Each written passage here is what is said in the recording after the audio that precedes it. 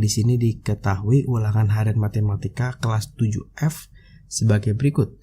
Kita disuruh menyajikan data tersebut dalam tabel dan juga diagram batang. Nah, kalau dalam tabel biasa nanti ada yang namanya data ya atau nilai, ada yang namanya frekuensi.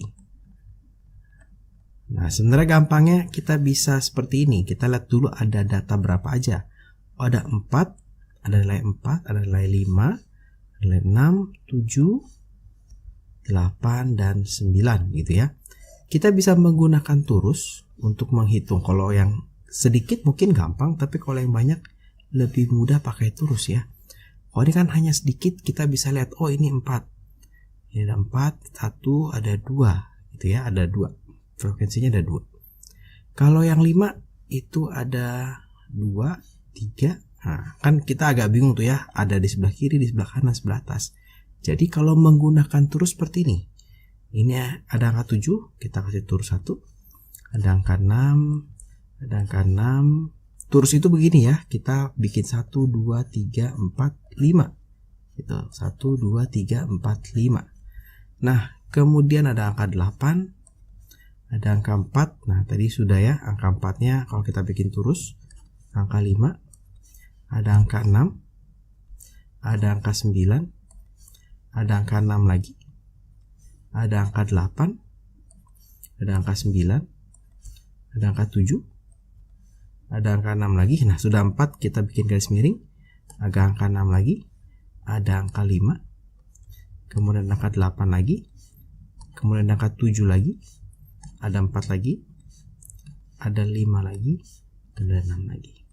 Nah, setelah membuat turusnya baru kita boleh mengubah si frekuensi ini menjadi berapa banyak gitu ya. Jadi nanti tabelnya itu hanya yang kiri dan yang kanan. Data untuk nilai 4 frekuensinya 2, untuk nilai 3 frekuensinya 5 frekuensinya 3, untuk nilai 6 frekuensinya ada 7, untuk nilai 7 frekuensinya 3, untuk nilai 8 ada 3, dan untuk nilai 9 ada 2. Nah, kira-kira seperti itu. Gimana cara membuat diagram batangnya? Maka kita bikin dulu nih sumbunya. Kita bikin sumbu Y-nya, kita bikin sumbu X-nya. Gitu ya. Yang Y itu biasanya frekuensi. Ini nilai. Tapi tergantung nanti ya soalnya gimana. Boleh dari 1, tapi kalau kita mau mulai dari 4, biasanya guru ada yang mengajarkan bikin begini dulu ya, bikin rumput sedikit. Maka nanti kita start dari 4, dari 5, dari 6, 7, 8, dan 9. Nanti ini frekuensinya 1, 2, 3, 4, 5, 6, 7. Untuk yang 4 ada 2. Nah, nanti kita mesti bikin ya kiri kanan sama lah kira-kira ya. Jadi 4-nya ini kira-kira di tengahnya, ya ininya di 2 gitu. 5-nya itu di 3. Nah, ini kita tarik 3. Maka 5-nya kira-kira begini. Dan seterusnya. Nanti kira-kira tabelnya seperti ini. Ya, tabelnya akan jadi seperti ini. Kira-kira seperti itu untuk yang pertama. Yang kedua nih ya sekarang. Sekarang kalau tadi kita tabel dan juga diagram batang, sekarang kita mencoba diagram lingkaran. Jadi di sini diketahui jumlah siswa berdasarkan tempat tinggalnya dan kita disuruh menggambarkan diagram lingkaran. Nah, kalau disuruh menggambarkan diagram lingkaran, maka kita menjumlahkan dulu. Jadi ini siswa asal kelurahan A itu jumlahnya ada 11, siswa asal kelurahan B jumlahnya ada 23. Kita jumlahkan dulu nih jumlah datanya, semua siswanya berapa?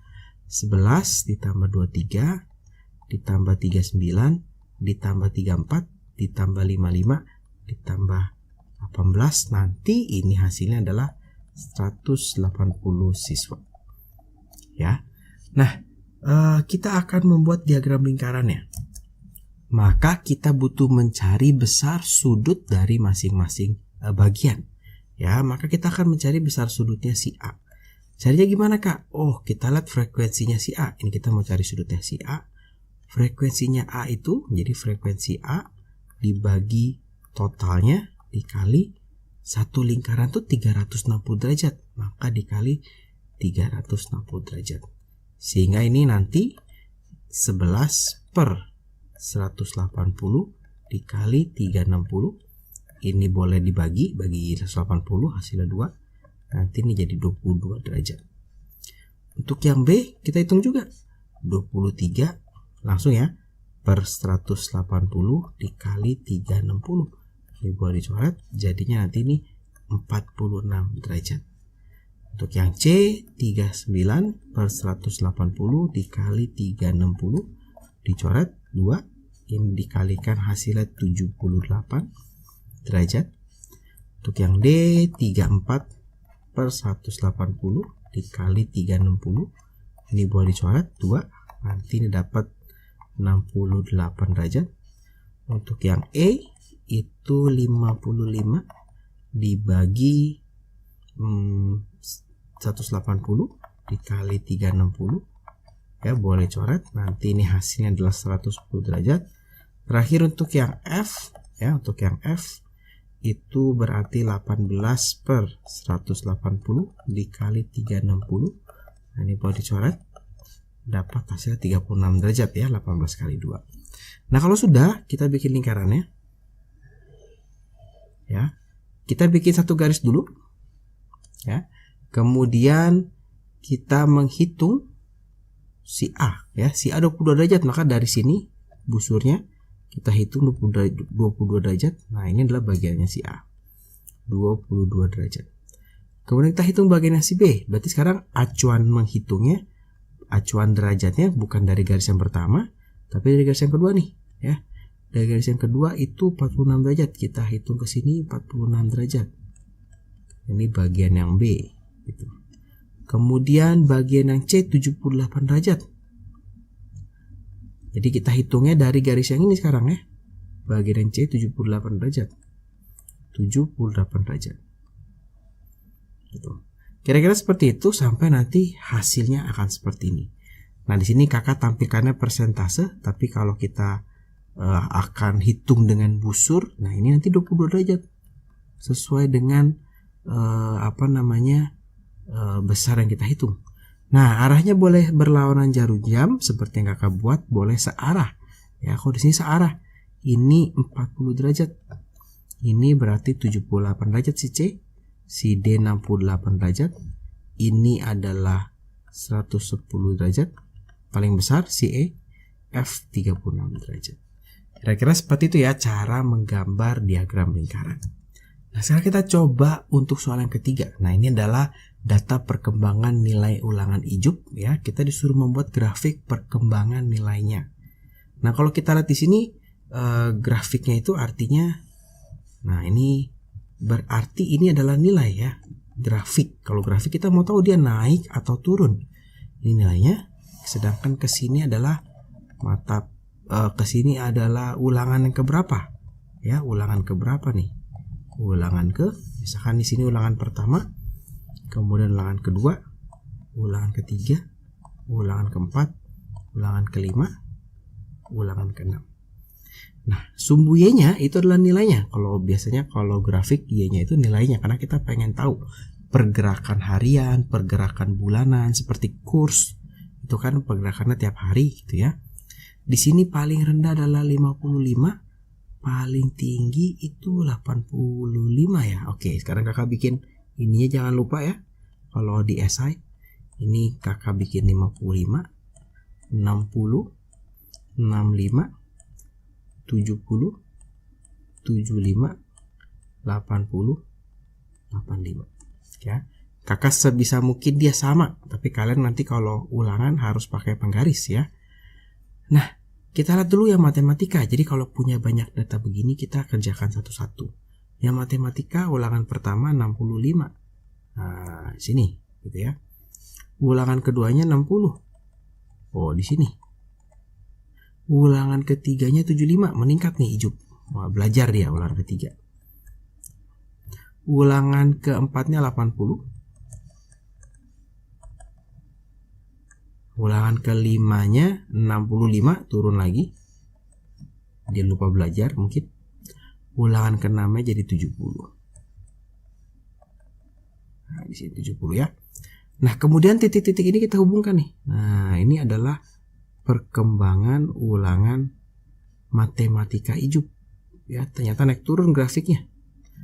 Nah, lebih enak kalau kalian punya beberapa warna. Jadi nanti untuk yang fisika kita bisa bikin warna yang berbeda. Ulangan pertamanya 55, ulangan keduanya 80. Wah, IJUP meningkat drastis fisikanya. Ulangan ketiganya 75 di sini ya. Nah, ini kan kalau misalkan berbeda warna jadi kelihatan gitu ya. Ulangan keempatnya 70, turun terus IJUP ulangannya. Mungkin dia stres diputusin pacar gitu ya. Ulangan kelimanya itu 65. Ulangan ke-6-nya itu 60. Nah, ya. Sehingga grafik perkembangan ulangan IJUP seperti ini. Untuk fisikanya nih, dia naik, dia turun, turun, turun, turun. Nanti semua dikerjakan untuk semua datanya. Jadi kalau untuk soal ini nanti grafiknya kira-kira seperti ini. Ya, di sini adalah data siswa yang mengambil ekstrakurikuler di sekolah IJUP prestasi. Berdasarkan data ini, tentukanlah persentase siswa yang mengambil futsal. Nah, pertanyaan B dan C itu tidak berkaitan ya. Jadi angkanya pasti beda. Nah, kemudian kita kalau melihat soal seperti ini, kita mau menghitung persentase. Nah, jadi nanti bisa dua tampilan nih. Tampilan dalam bentuk persentase atau tampilan dalam bentuk derajat. Kalau persentase berarti jumlahnya 100% ya. Artinya kalau kita mau menghitung bagian yang futsal, ini gampang banget. Tinggal 100% dikurangi ini nih. 24% ya, dikurangi 16%, dikurangi 21%, dikurangi 10% gitu ya. Nanti ini adalah 100% dikurangi berapa ya, 71%, sehingga nanti hasilnya itu adalah 29%. Nah, jadi persentase siswa yang mengikuti ekstrakurikuler futsal itu ada 29% ya. Kita dapat dari sini, kita hitung nih, dikurangi saja persentasenya. Untuk pertanyaan B, nah kalau ketemu seperti ini, total siswanya kan 200. Berapa banyak yang mengikuti futsal? Total itu, nah ini kita akan menggunakan yang seperti perbandingan ya. Jadi nanti yang ditanya per yang diketahui dikali frekuensi yang diketahui. Nah, yang ditanya itu kan yang mengikuti futsal, dia itu 29%. Dibagi yang diketahui itu total murid, berarti semuanya. Itu adalah 100% dikali frekuensi yang diketahui. Frekuensi semuanya adalah 200 ya. Ini boleh dicoret. Ini jadi 2. Maka 29 dikali 2 hasilnya adalah 58 anak. Nah, coba ya. Jadi formatnya seperti kita belajar perbandingan di kelas 7. Nah, ini adalah berarti untuk pertanyaan yang C, ya berarti yang ikutin PMR itu adalah ini yang ditanya per yang diketahui dikali frekuensi yang diketahui. Yang ditanya itu adalah PMR. PMR itu 24%. Dibagi basket. Basket itu 16%.